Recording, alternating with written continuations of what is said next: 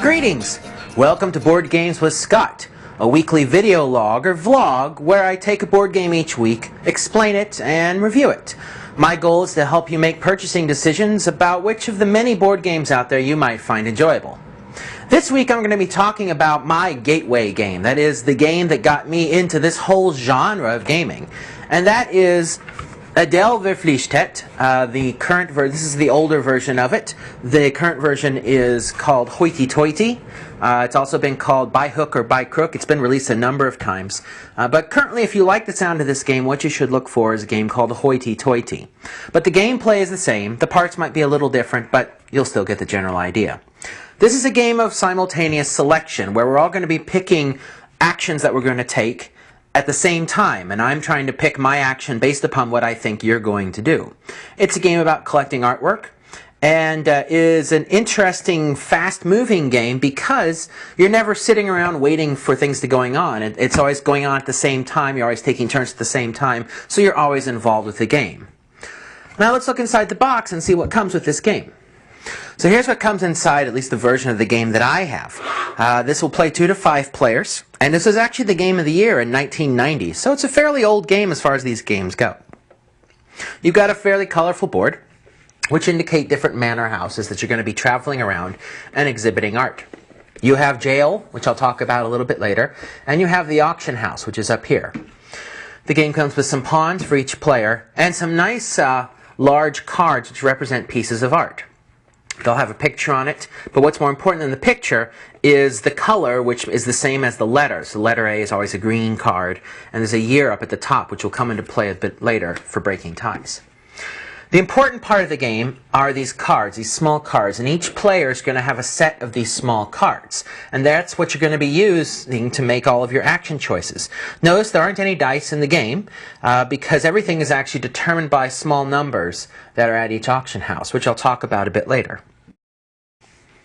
So now that you see what all the parts are, let's take a look at how they go together in gameplay. The first important concept that you need to understand in this game is the concept of a set of cards. The goal of this game is to build up the longest set of cards, meaning the most cards that are considered a set. And cards in a set have to be continuous as far as their letters are concerned. So in this case, if this were the cards in my hand, and you keep these hidden, if I had A, B, B, C, E, F, right now I have a set of cards over here. I have A, B, B, C, which are one set of cards. And then I have E, F, and they're not connected into that set. So one thing I would want to do in the game is to try and get a D card. Because if I could get a D, then I would have, this would all be one set. It would be so my set would be of length 7. So that's a fairly long set, and that's what you want to do, is you want to build up long sets. You can also lose cards during the game. So if I were to lose this C, for example, then I would be back down to 2 sets of length 3, and you only get to count a single longest set. So it's important to keep an eye on that when you're determining what cards to get. These are the cards that you will have in your hand to help you choose what actions you're going to take during the game. The way this will work is there's a stage 1 and a stage 2. And in the first stage of the game, each player will choose one of these two secretly. They'll either choose that they're going to go to the auction house. If you're going to the auction house, you're most likely going to attempt to win one of the items that's up for sale. Those are the items you saw in the middle of the board.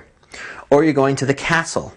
The castle is where you're going to attempt to show off your display and move on the board, or steal things from other people. So first, everyone secretly picks whether they're going to the auction house or the castle. And then everyone reveals what they're doing. And you deal with the people who went to the auction house first. And it tells you on the auction house card what you can then do. It'll tell you you're either going to play a check or a thief. So everyone that has now played the auction house picks up this set of cards that they have. They will then secretly pick one, either a check with a money amount or a thief, and show it at the same time. The person who puts out the highest numbered check loses that check. It goes into the till in the game, and they get to pick their choice of the 2 pieces of artwork that are currently displayed for auction. The other players get to take their checks back in their hands. If someone plays a thief, they get to steal the check. So if one person plays a thief, they get to steal the check that was just used to buy something in auction. However, if multiple people play thieves, they get in each other's way, and nobody gets a check. The person who wins the auction just pays their check as normally, and it goes out of the game. So, by going to the auction house, you can either pay checks to attempt to win a piece of art, or play a thief to get checks from other people. Your other choice is the castle. So if you go to the castle, you have 3 choices. You can put on an exhibit, show a detective, or show a thief. And again, everyone that's picking castle will then pick their second action. If you put exhibit down, that means you're going to show off an exhibit. You're going to show the longest exhibit that you want to show, and the player who shows the longest exhibit gets to move ahead on the board. You move ahead based upon the spaces of where the leader is. So this number here, 4, indicates that the person who shows the biggest exhibit gets to move ahead 4 spaces. The person who shows the second biggest exhibit gets to move ahead 2 spaces. The thief will get to steal from anyone that shows things in the exhibits. And unlike in the auction house, multiple thieves will get to steal multiple pieces of art. So if one person plays an exhibit and 3 people play thieves, then 3 of their items are going to get stolen. So they will probably choose a small exhibit of things that they wouldn't mind losing because they know they're going to get thugged. There's also a detective. If any detective is played, they capture the thieves, and the thieves go to jail. The thieves do still get to steal goods, though, before they run off to jail. But the detective will then, that player will get to move ahead the number of spaces equal to their place in the game. So if they're in 5th place, they get to move ahead 5 spaces if they catch any thieves. That's the reward for catching thieves. So that's the way gameplay works. You're either going to go to the auction house and buy stuff with these, or you're going to go to the castle and display stuff, steal stuff, or try to catch the thieves. As the game goes on, the jail will fill up with thieves. There's only 5 cells for thieves to be in. And so what will happen, right now each player has 2 thieves. Both of Red's thieves have been caught. Everyone knows Red can't play a thief. But let's say someone else gets caught, if Yellow gets caught again. They then go in this way, this guy comes out, all the rest of them move over by 1, and so Yellow gets this thief back. And Red knows as soon as another thief gets caught, he'll get his thief back. So that might be another incentive for Red to play the detective, to try and get more thieves out. When any one player crosses into this final dinner table setting, the game ends. Everyone then shows their single best exhibit that they've got.